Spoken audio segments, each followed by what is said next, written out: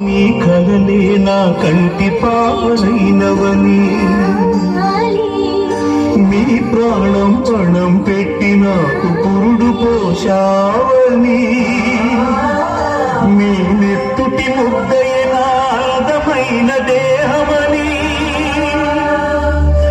బిడ్డ బతుకు దీపానికి తల్లి పాలచములని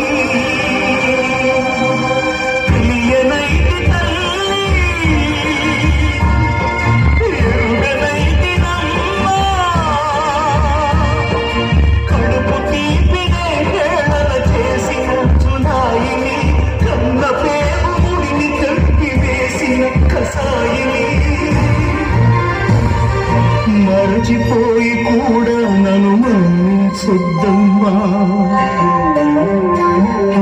కలనైనా నన్ను